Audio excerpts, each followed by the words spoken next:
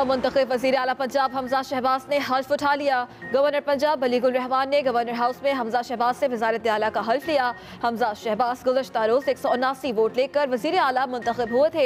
उनके मद्दे मुकाबल परवेज़ इलाही को 186 वोट पड़े। डिप्टी स्पीकर ने काफ लीग के सरबराह चौधरी शुजात के खत और सुप्रीम कोर्ट के फैसले की रोशनी में काफ लीग के 10 MPs के वोट मुस्तरद कर दिए थे। चौधरी शुजात ने अपने अरकान को चौधरी परवेज़ इलाही को वोट देने से रोक दिया था।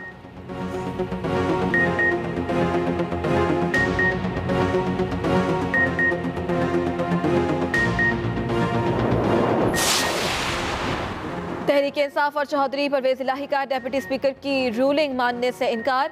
फैसला सुप्रीम कोर्ट में चैलेंज कर दिया। चौधरी परवेज़ इलाही के वकील आमिर सईद एडवोकेट ने दरख्वास्त दायर की। डिप्टी स्पीकर ने गैर कानूनी और गैर आइनी तौर पर रूलिंग दी। डिप्टी स्पीकर ने गैर कानूनी और गैर आइनी रूलिंग देकर 10 वोट शुमार नहीं किए। दरख्वास्त में इस्तदा की है कि अदालत डिप्टी स्पीकर पंजाब असेंबली की वोट काउंट पर रूलिंग का लदम करार दे।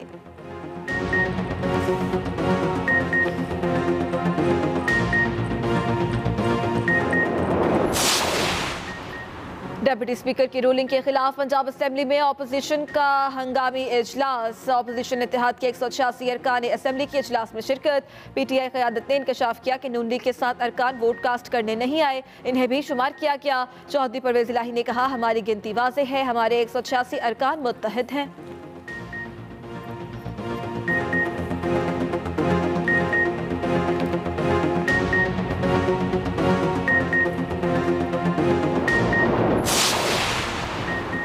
काफ लीग के सरबराह चौधरी शुजात हुसैन का वज़ीर आला पंजाब के इलेक्शन के बाद पहला रद्द अमल सामने आ गया। चौधरी शुजात हुसैन ने कहा, परवेज़ इलाही मेरा वज़ीर आला का उम्मीदवार था, आज भी है और कल भी रहेगा। परवेज़ इलाही PTI का उम्मीदवार नहीं हो सकता। सियासी मुखालफत को ज़ाती मुखालफत बनाकर गलत मायने निकालने की कोशिश न करें।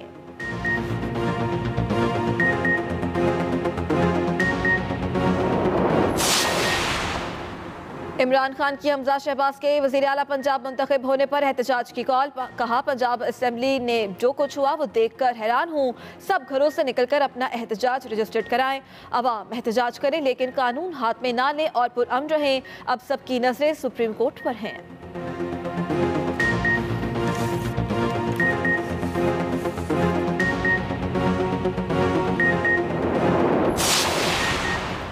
इमरान खान जो करना चाहते हैं करें, हम रोक कर दिखाएंगे। वज़ीर दाखिला राना सनाउल्लाह की वार्निंग। कहा, अगर आपने कानून की खिलाफ वर्जी की तो सख्ती से निपटा जाएगा। इमरानी फितने का इलाज सारी सियासी जमातें मिलकर करेंगे। पंजाब हुकूमत की लाहौर समेत सूबे के दीगर शहरों में रेंजर्स तैनात करने की सिफारिश। ज़राए पंजाब हुकूमत के मुताबिक रेंजर्स के दस्ते लाहौर, रावलपिंडी और मुल्तान में तैनात किए जाएंगे।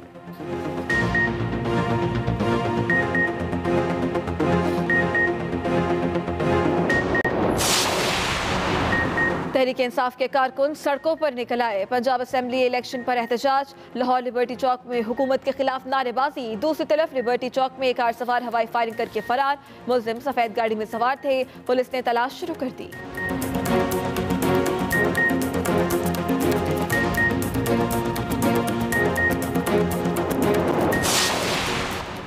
वज़ीर आज़म शहबाज शरीफ की हमजा शहबाज को मुबारकबाद। चौधरी शुजात ने जमहूरी रिवायत को जिंदा कर दिया। ट्वीट में कहा, इनका ये किरदार जमहूरियत और आईनी इक़दार की जीत है। चौधरी शुजात हुसैन, उनके ख़ानदान और साथियों को खिराज तहसीन पेश करता हूँ। साबिक़ सदर जरदारी की सियासी रवादारी ने बहरान का खात्मा कर दिया।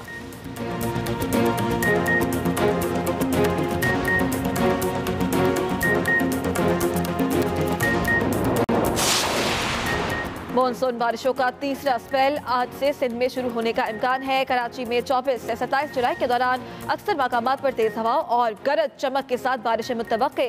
कराची में आज दिन भर मतला अबर आलूद रहेगा और बारिश का भी इम्कान है। समुद्री हवाएं 15 से 35 किलोमीटर फी घंटा की रफ्तार से चलेंगी।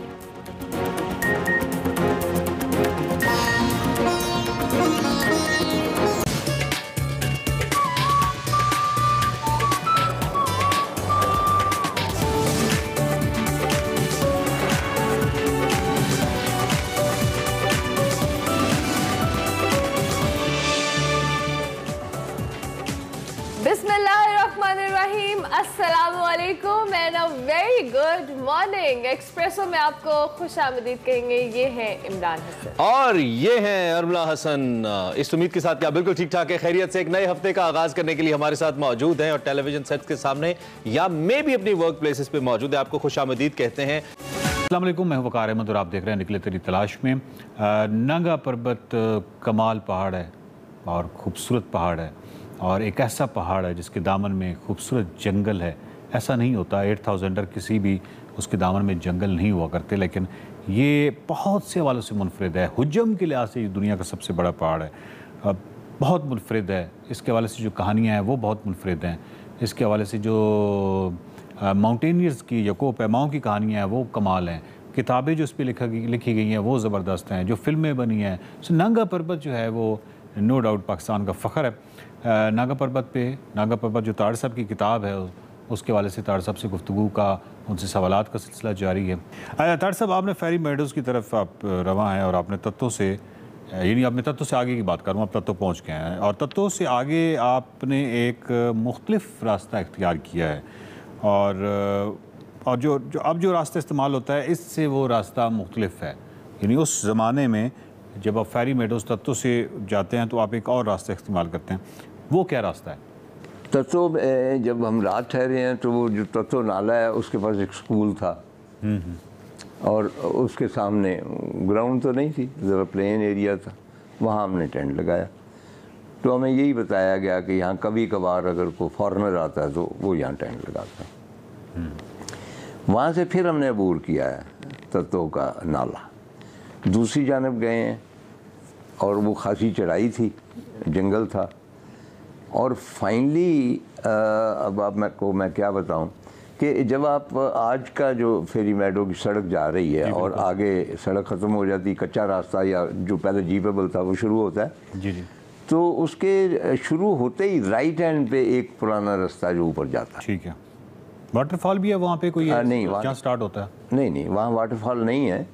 वो नाला जो है वो ऊपर से गिरता है, उसको मैं वाटरफॉल तो नहीं कहता, खैर उसी की बात। तो वहाँ से तो हम उधर से आए हैं और आके उस पुराने रास्ते, पुराने क्या वही रास्ता था, उसके बाद वो सड़क तो नहीं थी, वो जंगल था और उसमें चले हैं और वो बहुत स्टीप था, लेकिन ठीक है कोई बात नहीं, जो कुछ हम बॉर्डर रेंज पे हम भुगत के आए हैं उसके बाद वो हमारे लिए बहुत प्लेजेंट था।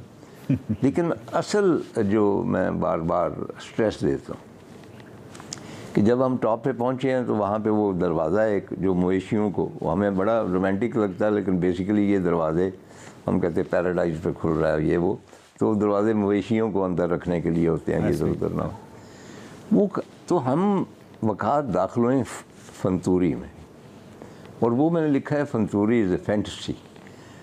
और याद रहे कि हम गिलगित से गए हैं, बहुत सारे मंज़र मैंने देखे हैं और दूसरा ये जहाँ हम जा रहे हैं उसका कोई हमें कॉन्सेप्ट नहीं कि हम कहाँ जा रहे हैं, वो मंज़र कैसा होगा, वो लैंडस्केप कैसी होगी, क्या वहाँ लोग होंगे या नहीं लोग, टोटली एक अननोन जो है फैंटेसी लैंड या हॉरर लैंड में भी उसमें हम दाखिल हो रहे।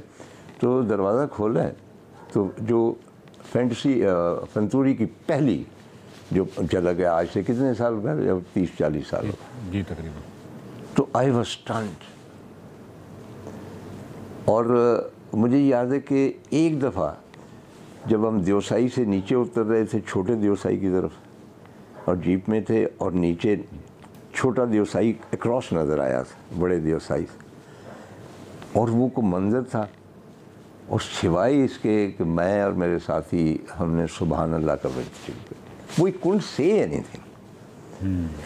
बिल्कुल इसी तरह ही हुआ, जब वो आई है फंतूरी सामने आई है तो मैंने कहा कि सुभान अल्लाह, इसके अलावा मैं कुछ नहीं कह सकता। और उसमें चश्मे बह रहे हैं बर्फ़ानी और उनके किनारे जो है जंगली गुलाब वो अट्ठे पड़े और वो इतने ज़्यादा हैं कि उनकी लड़ियाँ झुक झुक के उन बर्फ़ानी छोटी छोटी नद में वो तैर रही हैं। और लेफ़्ट पे नीचे खेत हैं ग्रीन, वहाँ एक दो औरतें पुराने ज़मानों के ड्रेस में, और वो हमें देख के भाग गई क्योंकि वो नहीं, और वो एक दो हट हैं। और उसके बाद जो मेजर है कि यूं नज़र उठाइए तो नांगा पर्वत इस तरह है जैसे आपके ऊपर गिरने वाली, यू आर फ्राइटेंड। और जो अनएक्सपेक्टेड होता है ना, अब तो आपको पता है ना कि ये नहीं गिरेगी, हमें क्या पता। और उसी वक्त वहाँ पे आया एवलांच, और उसकी गड़गड़ाहट और सर्दी और वो बर्फीले पानी और ग्रीनरी और वो जो है सियाचिन का आपको पता है ना कि जंगली गुलाब को ही कहते हैं। जो हमारे एक हेड ऑफ स्टेट ने कहा था कि जी वहाँ तो एक तिनका नहीं उगता, तो सियाचिन का मतलब ये जंगली गुलाब जहाँ उगते हैं ना, तो वो सियाचिन, उनको सियाचिन ही कहते हैं, तो आम होते हैं। तो उनकी खुशबू, मेरे ख्याल 10 मिनट हमें तो होश नहीं आई कि हम आ कहाँ गए। तो मैंने उनसे पूछा यही है फेरी मेडो।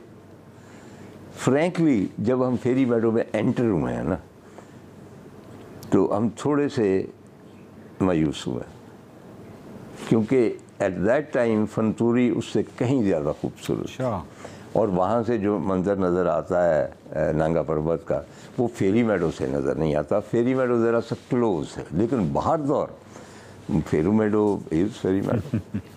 इसमें कुछ शक नहीं, लेकिन अभी फंतूरी की तरफ से पाबंदी है, और उसकी क्या वजह है? मतलब उस तरफ से काफ़ी अर्सा हो गया, ज़माना ही हो गया, मैंने कभी नहीं सुना कि कोई फंतूरी की तरफ से गया हो। तो कोई पाबंदी है? वो उसमें हमारा अपना कसूर है, सयाहों का है। हर जगह के एटिकेट हो। जी बिल्कुल।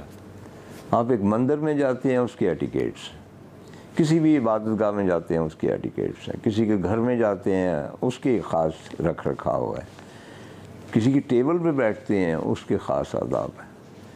तो इसी तरह अजनबी सरज़मीनों पे जाना और वहाँ जो लोग बसते हैं उनसे डील करना, उसके भी एटिकेट हैं, उनमें भी रख रखाव है, उनके लोकल कस्टम है, उनके लोकल रिवायात हैं। अगर आप उनको वायलेट करेंगे तो वो पसंद नहीं करेंगे। चुनांचे ऐसा ही हुआ कि बहुत सारे लोग जाके कोई तस्वीरें उतार रहा है, कोई खेतों के नीचे जा रहा है, कोई अपनी सेल्फियाँ बना रहा है, which is a ridiculous thing. ये सबसे बड़ी लानत तो ये सेल्फी की आ गई ना, हर एक के हाथ में कैमरा आ गया।